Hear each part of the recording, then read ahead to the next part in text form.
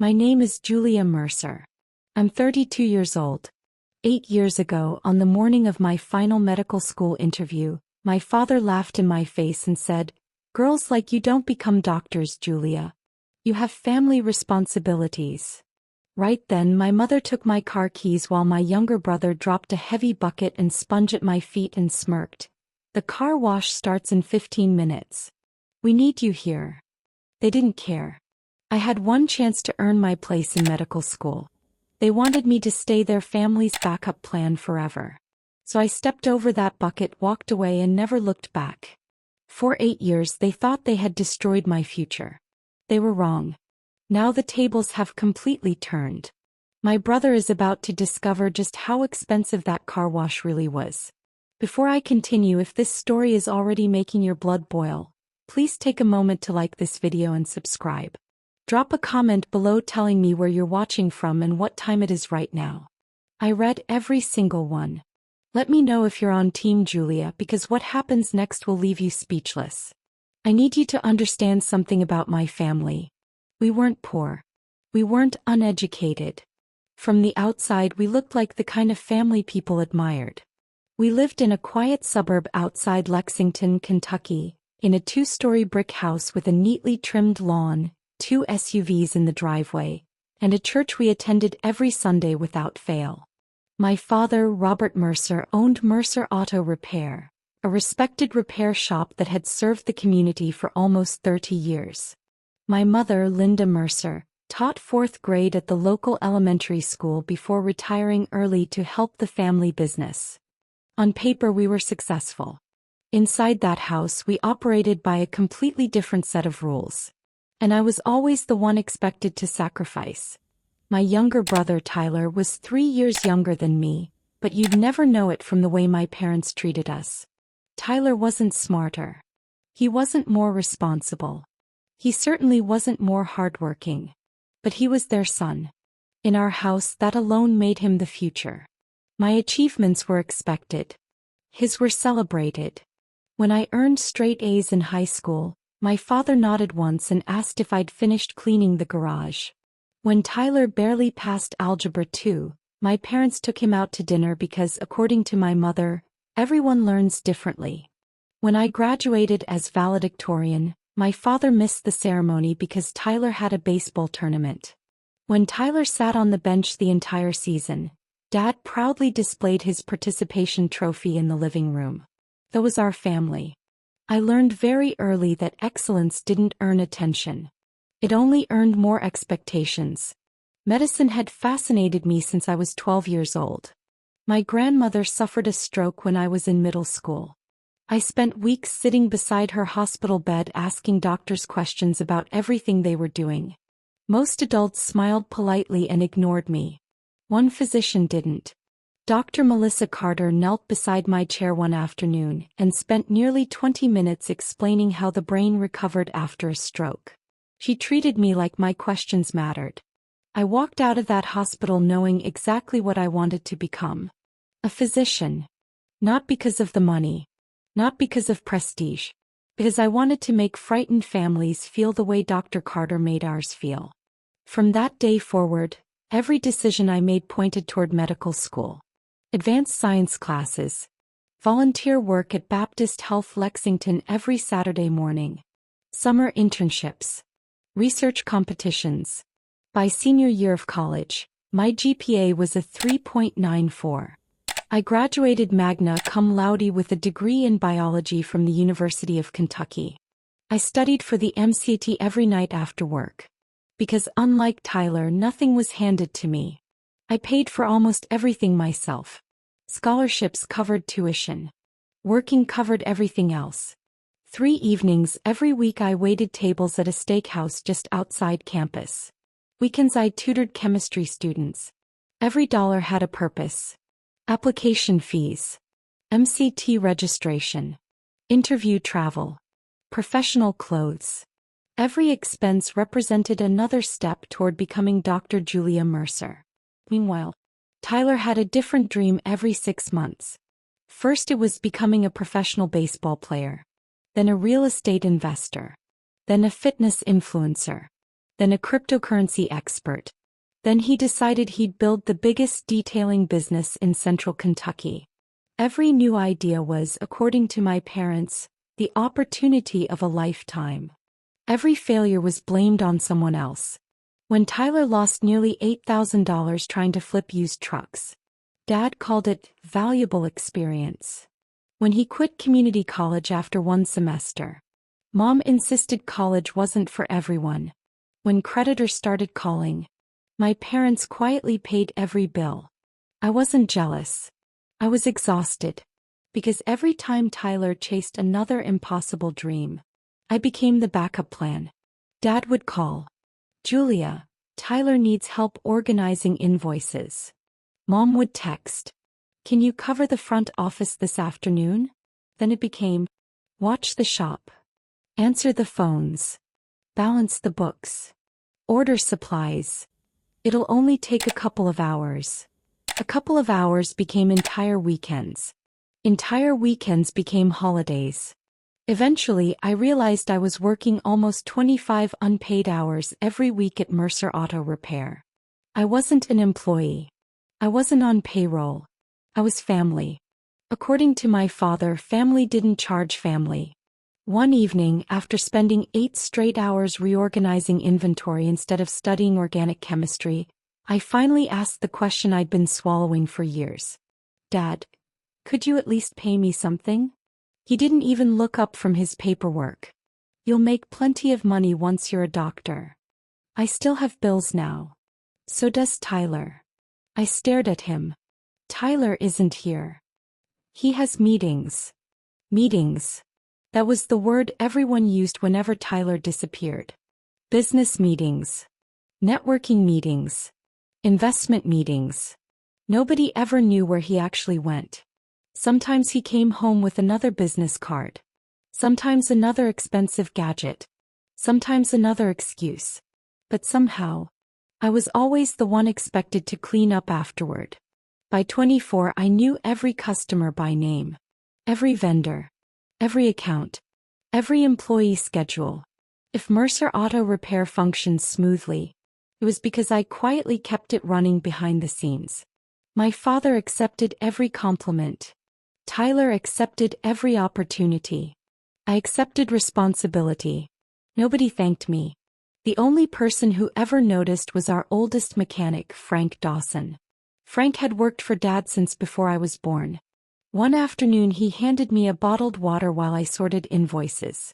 You know, he said quietly, if this place ever loses you, your dad's going to find out real quick who actually keeps the lights on. I laughed. No, he won't. Frank frowned. He will. He'll just blame somebody else. Frank didn't argue. He simply shook his head. Looking back, I wish I'd listened more carefully. Because Frank understood my family better than I did. The closer my medical school interview became, the more my parents acted like it didn't exist. I mentioned it over dinner. Silence. I showed them the interview invitation. Dad barely glanced at it. Mom changed the subject. Tyler asked if I could help him wash equipment that weekend. I kept telling myself they were distracted. That once the interview happened, once I got accepted, everything would change. I honestly believed success would finally earn their respect. I said, made them panic. Because if I left, who would answer the phones? Who would organize payroll? Who would cover weekends? Who would rescue Tyler every time another brilliant business idea collapsed? 3 weeks before my interview, Tyler announced his newest venture. A charity car wash. Not because he cared about charity. Because he wanted publicity for a mobile detailing company he hadn't actually started yet. Local news coverage. Social media exposure. Free advertising. Dad loved the idea. Mom immediately volunteered the church parking lot. Within days, everyone in town was talking about Tyler's generosity. Nobody mentioned that I'd designed every flyer, created the online registration page, called local sponsors, collected donations, scheduled volunteers. Tyler took every interview, accepted every compliment, posed for every photograph. One night, while stuffing registration packets at the kitchen table, I looked at the calendar hanging on the refrigerator. The car wash. Saturday morning. My medical school interview. Saturday afternoon. Different cities. 4 hours apart. I felt my stomach tighten. I reminded everyone. I'll have to leave early that morning. Dad didn't answer. Mom kept folding shirts. Tyler smiled without looking up from his phone. We'll figure something out. I believed him. That was my mistake. Because what I didn't know was that while I was preparing for the biggest interview of my life, my family was already making sure I would never get there. Saturday, April 14, 2018. My interview at the University of Louisville School of Medicine was scheduled for 1:30 p.m. I had planned everything down to the minute. Alarm at 5:30. Leave the house by 6:15. 3-hour drive with time for traffic. Coffee already brewed. Interview suit pressed the night before. My portfolio sat beside the front door containing my resume, recommendation letters, transcripts, and interview invitation. This wasn't just another interview. It was my only interview that application cycle. One chance. One door. I walked downstairs wearing my navy suit. The house was strangely quiet. Then I looked toward the front door. My portfolio was gone. I stopped. Maybe Mom moved it. Mom. No answer. I checked the hallway table. Nothing. The dining room. Nothing. Then I reached into my purse for my car keys. Gone. A cold feeling settled into my stomach. I searched every pocket. Every compartment. Nothing. I hurried into the kitchen. My mother stood calmly making pancakes. My father was drinking coffee while reading the newspaper. Tyler walked in wearing a bright blue t-shirt with Mercer Community Sierra Wash printed across the front. Nobody looked surprised to see me. Dad, I said. Have you seen my keys? He folded the newspaper. They're put away. What does that mean? It means you won't be needing them this morning. I laughed because I honestly thought he was joking. My interview is today. I know. I have to leave in 20 minutes. No. No. Like the biggest day of my life could be cancelled with a single word. I stared at him. What are you talking about? Tyler leaned against the counter. We're short on volunteers. I looked from him to my parents. You're kidding. Mom finally spoke. The church parking lot opens at 8. My interview starts at 1:30. The car wash starts at 8. Dad stood. This fundraiser is important. So is medical school. This family committed to helping the community. I committed to becoming a doctor. He shook his head. No. You committed to this family first. I couldn't believe what I was hearing. I've spent 10 years working toward this. And you'll have another opportunity. There isn't another opportunity. There always is. There isn't. Medical schools don't simply schedule another interview because your parents decided you were busy washing cars. Admissions didn't work that way. Miss today. And my application was finished. I tried to stay calm. Please give me my keys. Dad walked to the junk drawer. For one hopeful second I thought he was finally giving in. Instead he pulled out my interview folder. He held it in one hand. My keys in the other. I'll give these back after the fundraiser. I felt something inside me crack. You knew. Of course we knew. You planned this. Mom sighed dramatically. Julia, stop acting like we're ruining your life. You are. No. Dad's voice became harder. We're teaching you priorities. My priorities are exactly why I need to leave. Tyler rolled his eyes. You're seriously going to ditch a charity event for one interview? I turned toward him. You're seriously asking me that? It'll look bad if my own sister doesn't show up. I almost laughed. So that's what this is. What? You don't care about charity. You want pictures. What? You want people talking about your business.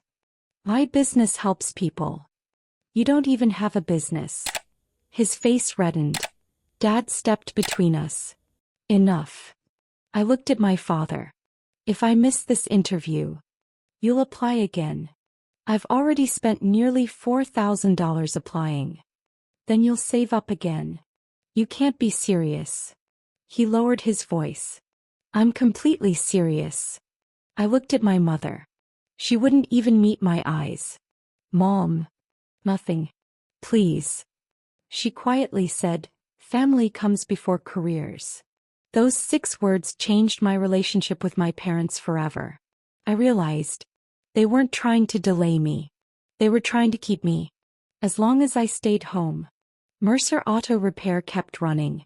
Tyler never had to grow up.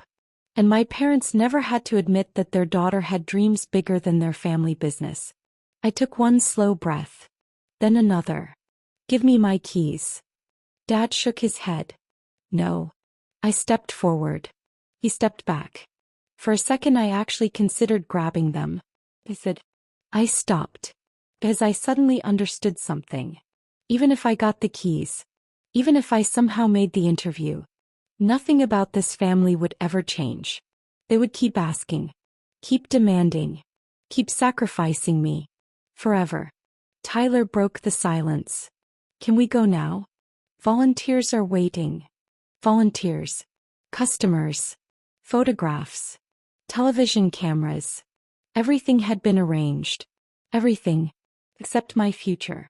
I looked at my father one last time. If I walk out today, he shrugged. You'll cool off. No. I always come back. He smiled. I know. I shook my head. No, Dad. You don't. I walked upstairs without another word. Behind me I heard my mother calling my name. I ignored her.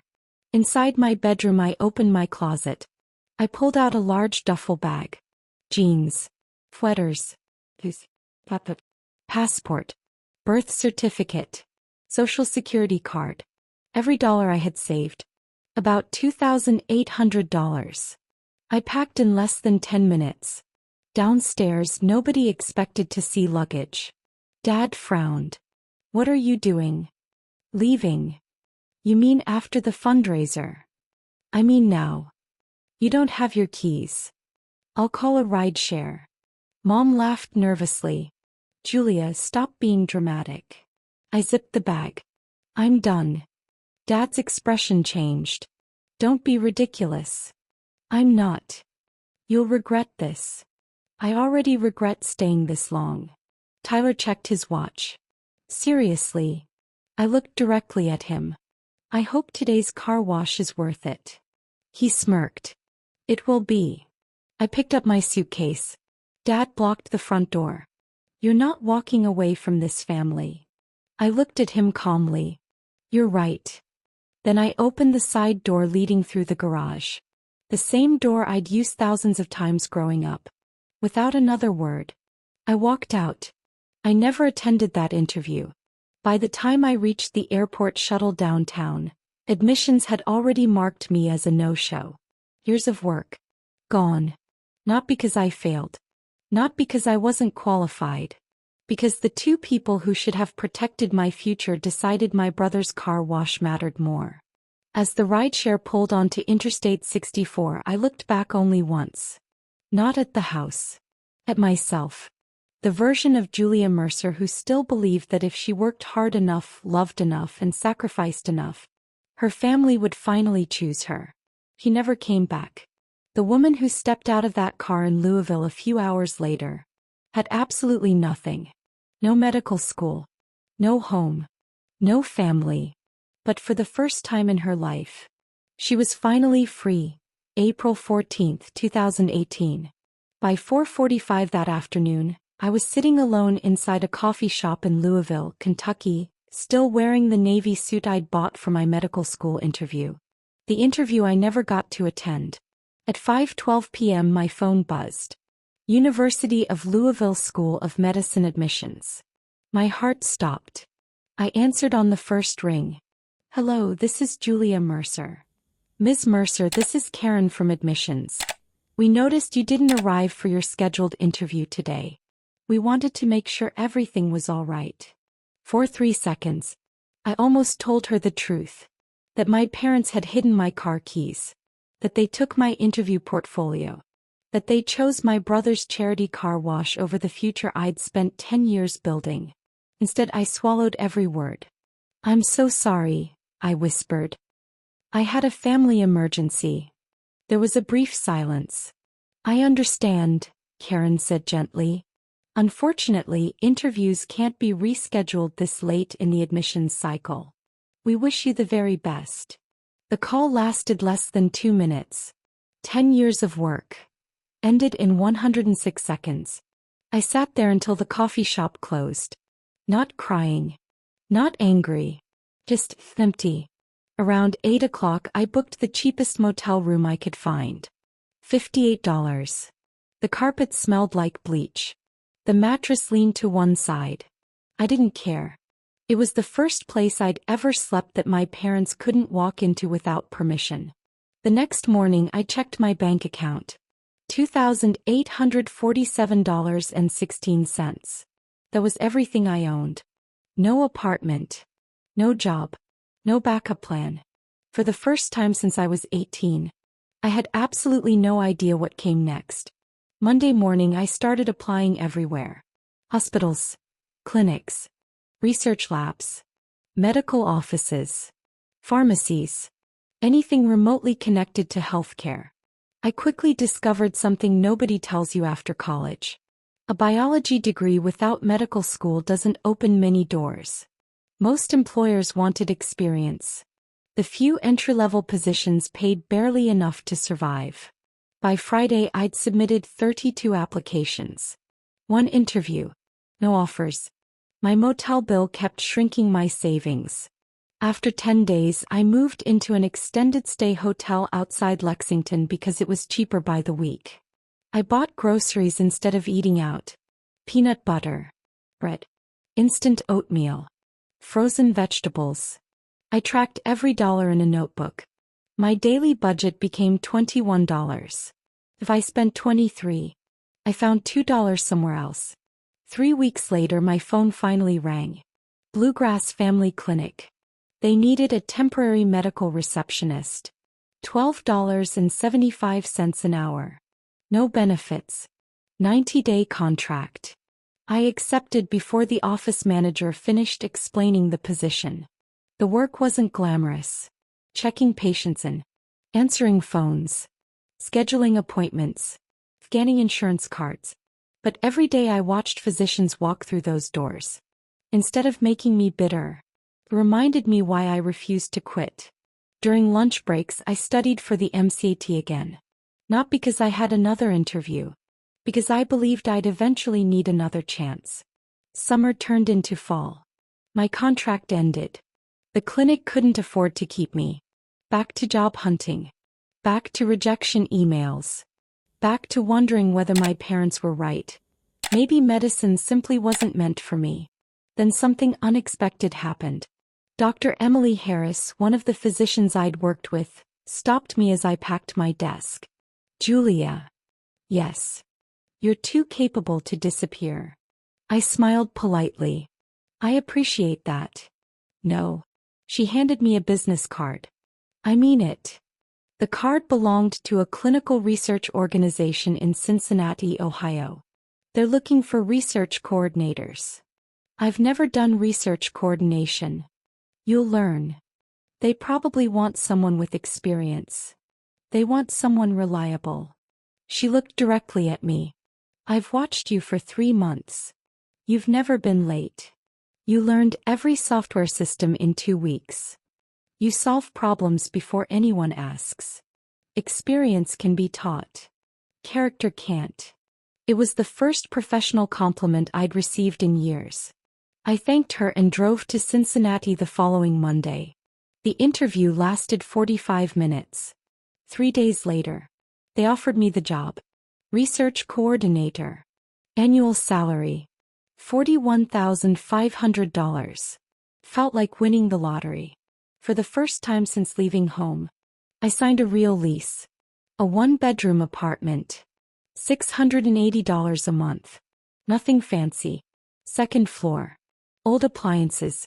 No dishwasher. But every piece of furniture inside belonged to me. The first night I slept there, I sat on the living room floor eating takeout Chinese food from the carton. No television. No couch. Just silence. Peaceful silence.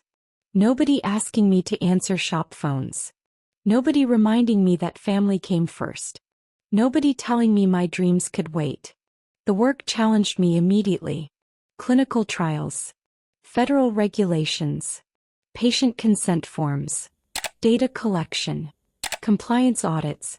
I felt like I was learning an entirely new language. Instead of going home at 5, I stayed until 7. Sometimes 8. I asked questions. Volunteered for extra projects. Read training manuals on weekends. Within 6 months, senior researchers started requesting me for their studies. Not because I was the smartest person in the office. Because they trusted me. Trust. That word meant more than any paycheck. My family. Trust had always come with conditions. At work. It was earned. Christmas arrived. I didn't go home. No invitation came anyway. Instead, I spent Christmas Eve assembling a second-hand bookshelf I'd bought online for $30. I stocked it with medical textbooks I refused to throw away. One shelf. Then eventually, an entire wall. Every time I looked at those books, I remembered the interview I never attended. Not with regret. With purpose. Because somewhere inside me, the dream wasn't dead. It was simply waiting for another door to open. And less than a year later, one unexpected email would change the direction of my life forever. January 2019.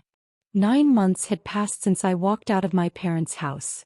I still woke up some mornings expecting to hear my father's voice yelling from the garage. Instead, I heard my own alarm. I made my own coffee, unlocked my own apartment, drove to a job I had earned. Freedom was quieter than I imagined. It wasn't exciting. It was peaceful. By spring, I had become one of the highest-performing research coordinators in the office. One afternoon, my supervisor, Rebecca Collins, stopped by my desk. "Julia, can I ask you something?" "Of course." "Have you ever considered project management?" "I've always planned on medical school." Rebecca smiled. "I know. But you're a natural leader. I've watched investigators ask for you by name. Patients trust you. Sponsors trust you. Our auditors have never found a mistake in one of your studies." She paused. "I don't think you realize how valuable that is." That conversation stayed with me for weeks. For the first time, I allowed myself to ask a question I'd been avoiding. What if helping people didn't have to look exactly the way I'd imagined at 12 years old? Maybe wearing a white coat wasn't the only way to make a difference. Maybe my dream hadn't died. Maybe it had simply changed. That summer, I enrolled in evening certification courses for clinical project management. The tuition wasn't cheap. Almost $3,600. I paid every dollar myself. Work during the day. Class 3 nights a week. Homework until midnight. Wake up. Repeat. There were nights I fell asleep with my laptop still open. But unlike the exhaustion I felt living at home, this tiredness belonged to me. Every sacrifice moved my own life forward, not someone else's. By December, I passed my certification exam on the first attempt. Rebecca took me to lunch to celebrate. "I've got good news." "I like good news." "A clinical project specialist position just opened." "I've only been here a year." "Exactly. You've accomplished more in 1 year than some people do in 5. I applied that afternoon. 3 interviews later, I got the promotion. My salary increased to $56,000 a year. I sat in my car after reading the offer letter and cried harder than I had the day I missed medical school. Not because $56,000 made me rich. Because nobody had handed it to me. Nobody had pulled strings. Nobody had called in favors. I earned every penny. Life slowly became predictable. I furnished my apartment 1 room at a time. A used dining table from Facebook Marketplace. A gray sofa during the Labor Day sale. Real dishes instead of paper plates. A coffee maker that didn't leak. Tiny victories. But they felt enormous. I started running every Saturday morning along the Ohio River Trail. Not to lose weight. Not to impress anyone. Just because movement cleared my mind. Therapy helped too. I started seeing a counselor twice a month. For a long time, I believed therapy would tell me how to fix my relationship with my parents. She asked a question that completely changed my perspective. What if your job isn't fixing them? What if your job is healing yourself? I didn't have an answer. Not then. My parents tried reaching out exactly 3 times during that first year. The first call came on my birthday. I didn't answer. Dad left a voicemail. Your mother made your favorite pie. Stop acting stubborn. Not, we miss you. Not, how are you doing? Just, stop acting stubborn. The second call came 2 months later. Tyler needed help organizing tax records for Mercer Auto Repair. I deleted the voicemail before it finished. The third contact arrived as a handwritten Christmas card. Inside, my mother wrote exactly 1 sentence. Family is waiting whenever you're ready to apologize. Apologize. I read that word at least 20 times. Then I quietly folded the card and dropped it into my shredder. That was the day I stopped waiting for an apology from them. Because people who believe they've done nothing wrong never ask for forgiveness. March 2020. Like everyone else, my world changed overnight. Clinical trials paused. Hospitals reorganized. Research shifted toward emergency response. Instead of slowing down, our workload exploded. I worked 60-hour weeks coordinating COVID-related studies. Some nights I drove home after midnight. Other mornings I arrived before sunrise. It was exhausting. It was frightening. But it mattered. For the first time since leaving home, I felt like I was part of something bigger than myself. Our team helped launch several vaccine and treatment studies across Kentucky and Ohio. I wasn't the physician I dreamed of becoming. But I was helping physicians save lives. That realization healed something inside me. By late 2021, another promotion came. Senior Clinical Project Manager. Salary: $78,000. The promotion included supervising 5 project coordinators. One of them was 23 years old. Fresh out of college. Terrified of making mistakes. She reminded me so much of myself that I spent extra time mentoring her. One afternoon she asked, "Why are you always so patient with everyone?" I smiled. Because I know what it feels like when nobody believes in you. The years passed faster after that. Associate Director. $96,000. Director of Clinical Operations. $118,000. For the first time in my life, I crossed 6 figures. I celebrated with takeout sushi and a movie on my couch. No party. No social media announcement. Just quiet gratitude. I also paid off every remaining student loan. The final payment processed on October 18th. I stared at the confirmation email for almost 10 minutes. No debt. No family money. No cosigner. Just me. By early 2025, our company expanded into healthcare technology. We developed software that helped hospitals manage clinical research more efficiently. I led the transition team. The project succeeded beyond expectations. 6 months later, our CEO retired unexpectedly. The board appointed an interim executive. Then another. Finally, after an extensive national search, they promoted from within. Me. At 32 years old, I became Chief Executive Officer. Annual compensation: $248,000, plus bonuses and equity. The same woman whose parents believed she wasn't worth one afternoon at a medical school interview now signed employment contracts worth millions of dollars every year.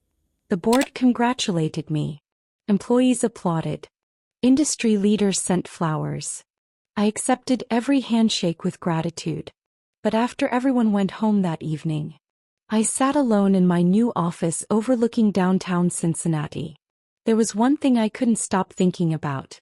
8 years earlier, my father had looked me in the eye and said, "Doctors can wait.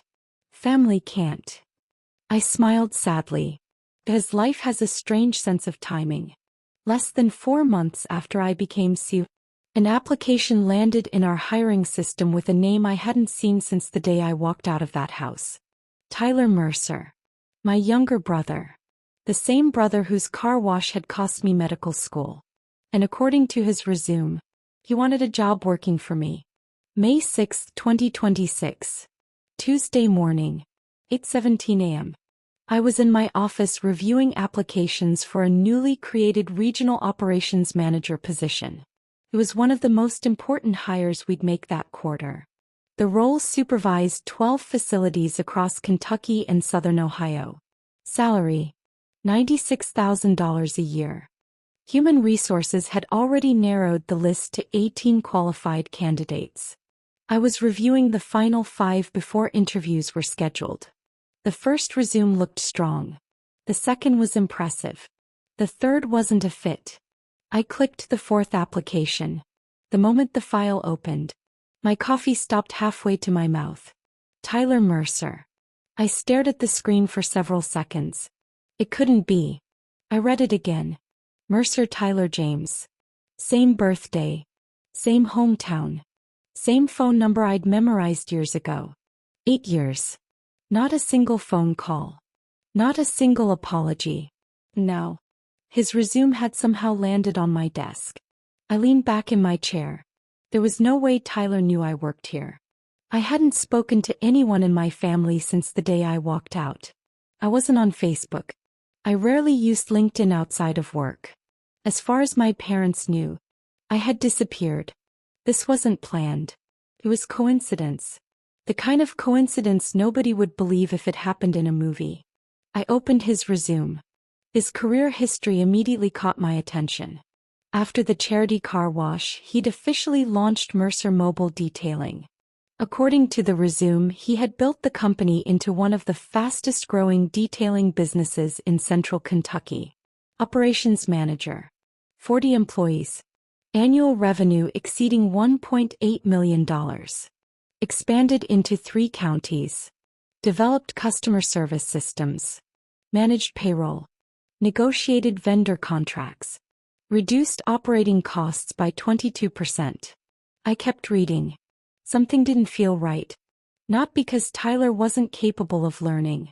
Because I knew Tyler. He hated paperwork. He avoided budgets. He couldn't sit through a 30-minute meeting without checking his phone. The man described on this resume wasn't my brother. I clicked over to LinkedIn. His profile matched the resume almost word for word. Professional headshots. Leadership quotes. Business buzzwords. Everything looked polished. Too polished. Then I noticed something strange. Every job after Mercer Mobile Detailing lasted less than a year. Operations Consultant. 8 months. District Manager. 7 months. Business Development Director. 9 months. Nothing lasted. No recommendations. No endorsements from former supervisors. No measurable achievements outside the detailing business. Interesting. I called Human Resources. Melissa. Morning, Julia. Has anyone started verifying Tyler Mercer's employment? Not yet. Interviews are next week. Hold off. Problem. I'm not sure. I'd like to personally review this application. No problem. I hung up. Something kept bothering me. Mercer Mobile Detailing. I remembered exactly how that business started. With a charity car wash. The same car wash that cost me medical school. Out of curiosity, I searched Kentucky business records. The company existed. But annual reports told a different story. Never more than 6 employees. Not 40. Revenue nowhere near 7 figures. Most filings listed Tyler as owner. Not operations manager. That was odd. Owners almost never describe themselves as operations managers unless someone else controls the company. I dug deeper. The business dissolved in 2022. Outstanding tax obligations. Commercial lease terminated. 3 civil judgments. So why was his resume written as though it had become a thriving regional company? I requested a full background packet. Within an hour it landed in my inbox. Employment dates. Education. Reference list. I froze. Reference number 1.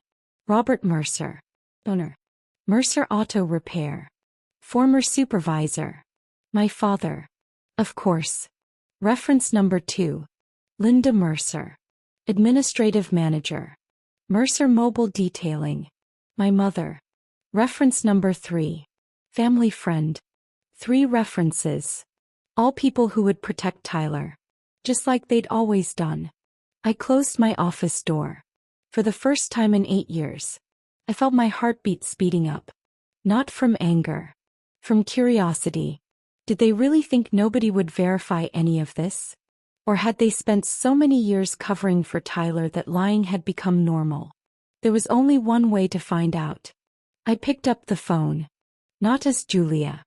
Not as a daughter. As the executive responsible for protecting her company. I dialed the number listed for Mercer Auto Repair. It rang twice. Mercer Auto Repair. My father's voice. Older. Slower. But unmistakable. I hadn't heard it in 8 years. This is Julia Mercer, Chief Operations Officer with Horizon Healthcare Systems. I'm calling to verify previous employment for Tyler Mercer. Silence. A long, uncomfortable silence. Then he laughed. Julia. Is this Robert Mercer? Yes. I'm conducting an employment verification. Another pause. Then his voice became cautious. You're working there? Can you confirm Tyler's employment history? He ignored the question. Julia, your mother would love to hear from you. I'm calling regarding an applicant. Sweetheart. Mr. Mercer. My tone stopped him immediately. Did Tyler serve as operations manager for Mercer Mobile Detailing from 2018 through 2022? Yes. How many employees reported directly to him? I heard papers shuffling. He was making it up. Around 40. I wrote the number down. What was the company's highest annual revenue? About 2 million. Another note. Would you rehire him? Absolutely. No hesitation. No evidence. Just certainty. Exactly as I expected. I thanked him professionally and ended the call. Then I opened the Kentucky business filings again. 6 employees. Not 40. Revenue under $300,000. Not 2 million. Every answer he'd given was false. I sat back in my chair. 8 years had changed a lot. But one thing hadn't changed at all. My parents were still willing to lie. To protect Tyler. The difference this time was that they weren't lying to a frightened 24-year-old woman trying to become a doctor. They were lying to the executive responsible for deciding. Tyler's interview was scheduled for Monday, May 18, 2026 at 10 a.m. By 9:45, I was already seated in the conference room with Melissa from Human Resources and our Vice President of Operations, Daniel Brooks. Neither of them knew Tyler was my brother. I had disclosed the family relationship to our general counsel the moment I recognized his application, and he instructed me to remain on the interview panel because another executive would witness every part of the process. Treat him exactly like every other candidate, he told me. Nothing more. Nothing less. That was exactly what I intended to do. At 9:58, the receptionist called to let us know the candidate had arrived. I looked through the glass wall and saw Tyler for the first time in 8 years. He looked older than I expected. His hair was thinner, his shoulders heavier, and the confidence he'd carried all his life had been replaced by something that looked a lot like desperation. He walked toward the conference room carrying a leather portfolio and wearing a navy suit that looked slightly too big for him, as if it had been borrowed for the occasion. The receptionist opened the door. Ms. Mercer, your 10 o'clock is here. Tyler stepped inside, smiled politely, then looked directly at me. The smile disappeared. For several seconds he simply stared. Julia. I stood and extended my hand as if we had never met. Good morning, Mr. Mercer. Please have a seat. He looked at Melissa. Then Daniel. Then back at me. I didn't know. I understand, I said calmly. Shall we begin? He slowly sat down. I could see him trying to process what was happening. 8 years ago he'd watched me leave with one duffel bag and less than $3,000 to my name. Now I was sitting at the head of the table interviewing him for a position at one of the fastest-growing healthcare companies in the region. Daniel began with the standard questions about leadership experience, conflict resolution, and managing multiple locations. Tyler answered reasonably well. He had clearly practiced. He spoke confidently about customer service, team building, and operational efficiency. If I hadn't already reviewed his background, I might have believed every word. About 20 minutes into the interview, I opened his resume. Mr. Mercer, I said, I'd like to ask about your time with Mercer Mobile Detailing. His shoulders relaxed. It was obviously the section he felt most comfortable discussing. Absolutely. You describe yourself as operations manager from April 2018 through September 2022. That's correct. You supervised approximately 40 employees? Yes. And managed annual revenues exceeding $1.8 million? Yes. I nodded and made a note. Can you explain how the company grew that quickly? He smiled. A lot of hard work. What specifically? We expanded into multiple counties. Which counties? He hesitated. Mostly Central Kentucky. Could you name them? Another pause. Fayette, Scott, and... He stopped for a moment. A couple of others. I looked down at my notes. Our background investigation shows the company operated from one leased facility with no more than 6 employees during its entire existence. The room became very quiet. Tyler looked at me. I'm not sure where you got that. Public business filings. He swallowed. There were seasonal workers. Those would also appear on payroll records. He didn't answer. I continued. You also stated the business generated nearly $2 million in annual revenue. Approximately. Our documentation shows the highest reported revenue was less than $300,000. Melissa slowly looked toward Tyler. Daniel folded his hands on the table. Nobody interrupted. I turned another page. This morning I also completed a reference verification with Robert Mercer. Tyler's eyes widened. My father confirmed every figure on your resume. He also confirmed you supervised 40 employees. Tyler remained silent. I have one question, I said.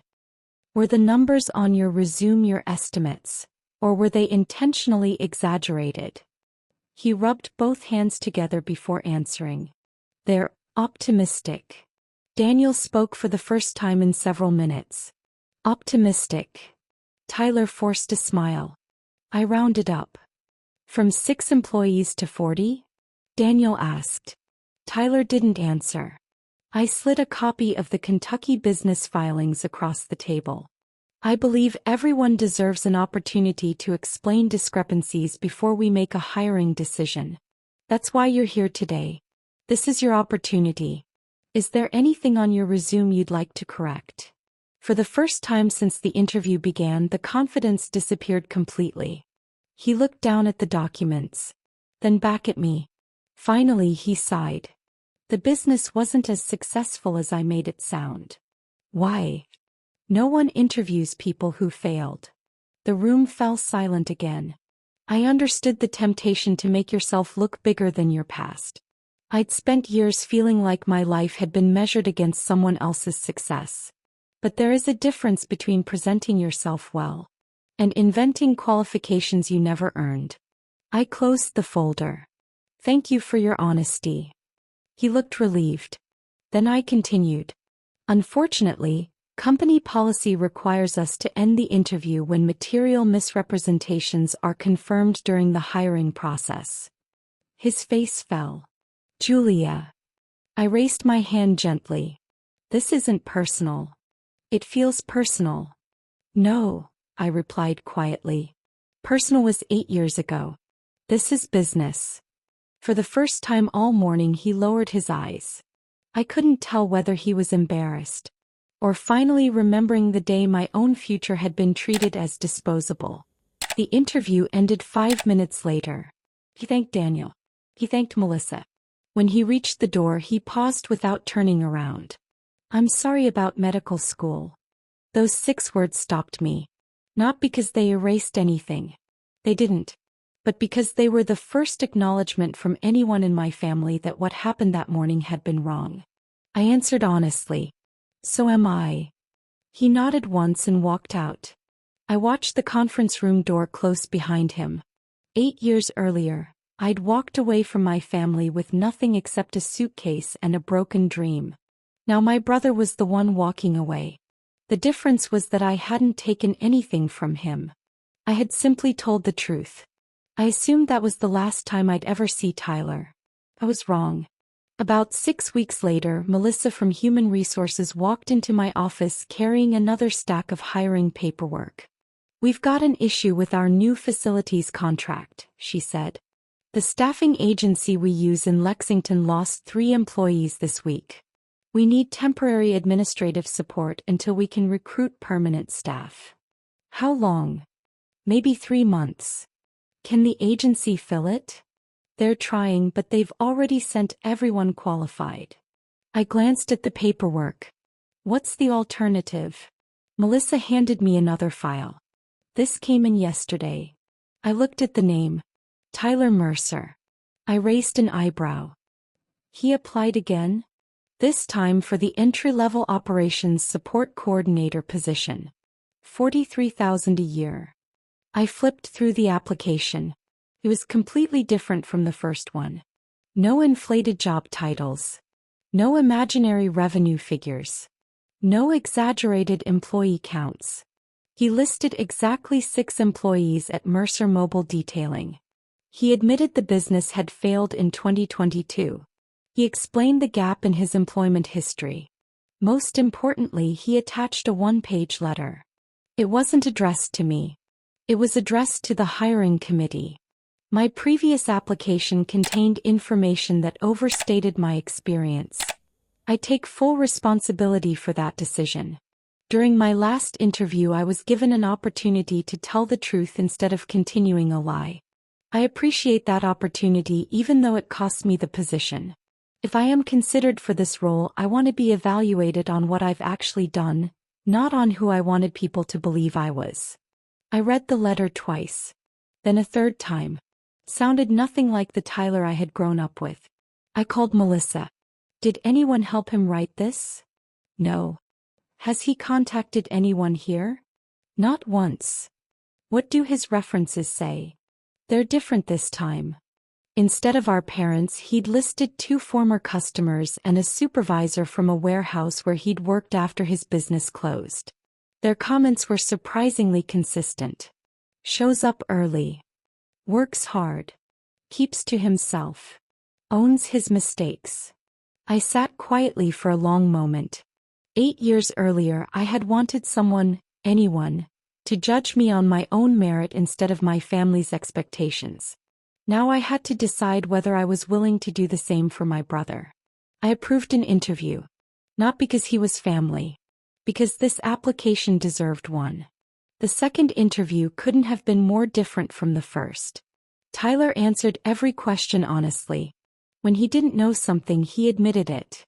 When asked about the failed detailing business, he didn't blame the economy, customers, or bad luck. I thought confidence was enough, he said. Turns out you need discipline too. Daniel looked at me after the interview ended. What do you think? I think he's applying for the right job this time.